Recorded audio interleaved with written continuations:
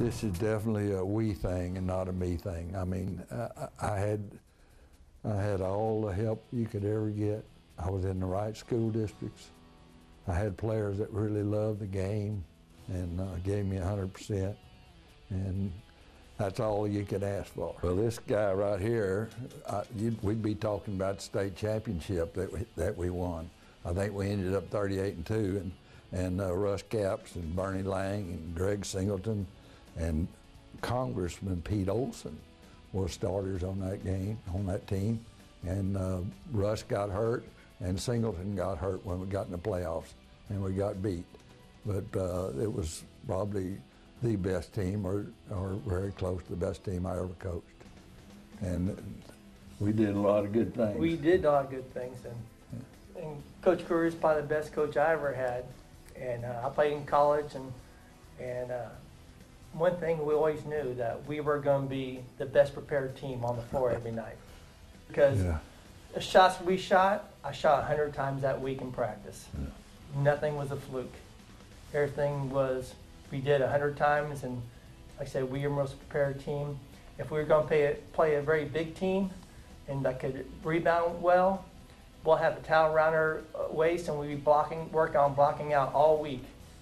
So that's why we won probably 90% of the time we were on the floor. Under the coach, I played 79 through 81, and my name's Russ Capps. Well, Russ played college ball too. He played at Baylor. Baylor University, and like I said, he gave me basketball when I was 10 years old to practice, and I went to every basketball camp from 10 years old all the way through till I made it to high school. What do you think about your coach getting this award?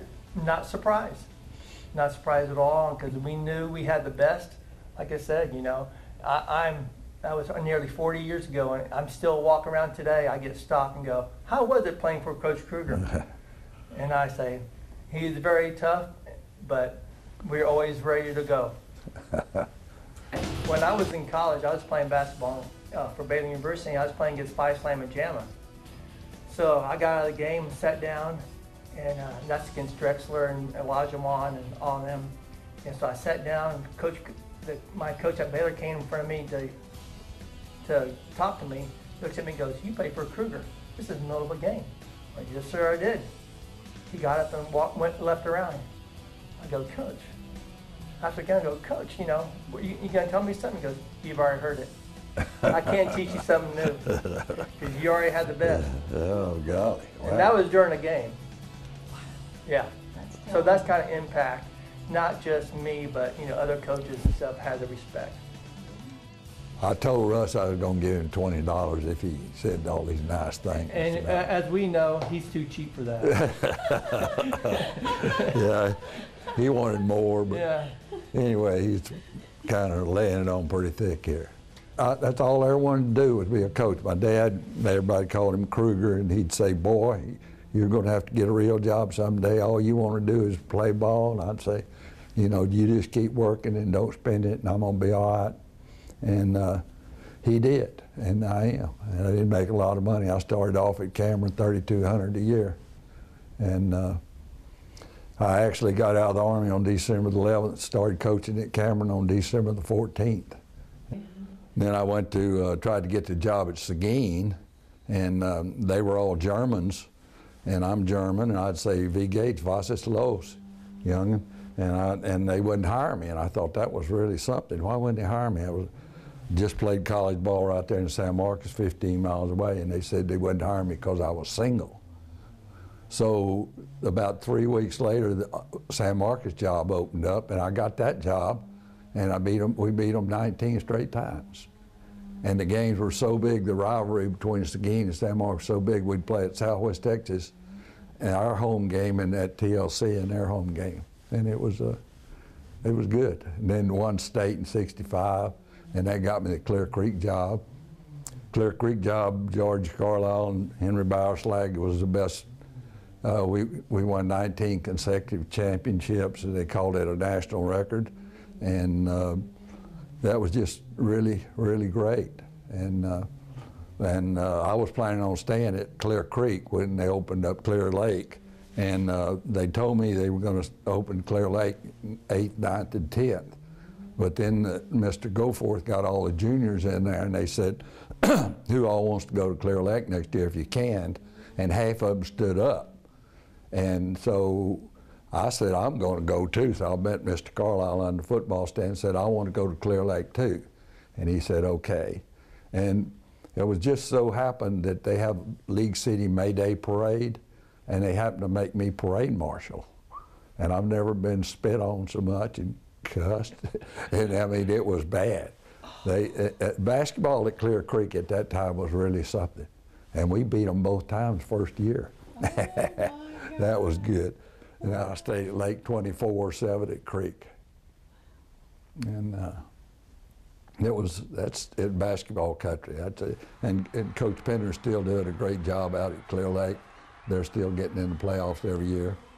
And I know when we won state in '89, that was the first year they'd ever let two teams go into playoffs from the district. And I was really upset because I wanted to win a state championship.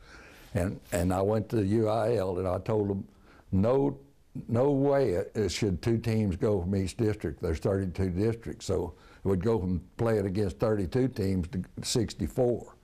And I was really upset. They just shouldn't be able to go in the playoffs. And we came in second, and we won district. I won state. Hey, that's the best rule I ever heard of. Yeah. Then we beat Charles Outlaw. They were 38-0, San Antonio J, and we beat them almost 20 points. When you found out that you had actually won this, been selected, what do you think? Well, I was coming back from, I don't know where I'd been in the car, and my daughter called me, Christy. She tells me, we got it! And then we both hollered, yeah. And it was basically the fact that they did what they did, and the guys I coached did what they did. Well, I mean, the gyms used to be packed, and even when they named the field house after me. That was a great thing. Any game, the 3 years I played for Coach Kruger, I never played in a gym that wasn't sold out. And there was actually people waiting to get in from all over the area. So I'll go to a meeting now, and some guys from the other side of Houston go, we try to get to your games, but it was sold out. My own brother couldn't get to a game, so he had to call the principal to get into our games, because back then there wasn't all the TV and everything, all the entertainment, and a lot of times we were it, and I never played in a game that wasn't sold out at Clear Lake. Yeah, I would scout teams and there wouldn't be hardly anybody there, and then when we go play, the gym would be packed. And just when you get to do something in your life, like that's what you want to do, and you know it's not something you're going to get a lot of money with, but it's just something you go to work every day wanting to go to work. I couldn't imagine having a job where I didn't want to, got up in the morning, I said, oh heck, I don't want to go to work today. I wanted to go to work every day. And because the guys I had, they wanted to go to work too. And that's what makes you successful. Surround yourself with successful people and you'll be successful. And I believe that. And I had a lot of good coaches worked with me, and a lot of people helped me out a whole lot. Oh, this is when we, the gym, dedication of the new, a dedication of a new legend. I didn't know that. I guess that's me. And it's just Clear Creek ISD coaching legend. Wow, that's nice. Yeah, and it's just a lot of stuff. There's the love of my life, Martha Mead Art Kruger. Beautiful. Yeah, and she's the love of my life, and we've been married 58 years. In April, we'll be married 59. My gosh. And she was there at all those games too, and here it is. Cadet Darren Ellisor. He was the guy that was flying the Southwest plane when the woman went out of it.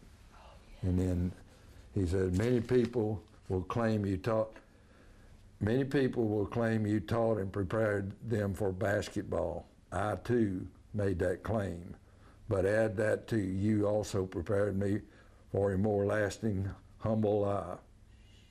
The lifelong skills and qualities I learned from you are too many to list, but your one quality that sticks most in my mind is a winner. In every sense of the word and in every stage of life, you're a winner. What other role model could a kid ask for? Darren Elzar, United States Air Force Academy, Clear Lake Falcons, and he was the pilot of that plane. You know that when I know. Yeah. Wow, Nice. that's quite a testimony. That's the kind of guys I got to coach. And you pretty good life, huh? Well, put it this way, a lot of us could play any sport we wanted. But there's a reason we play basketball. Well deserved, and it was earned, not given.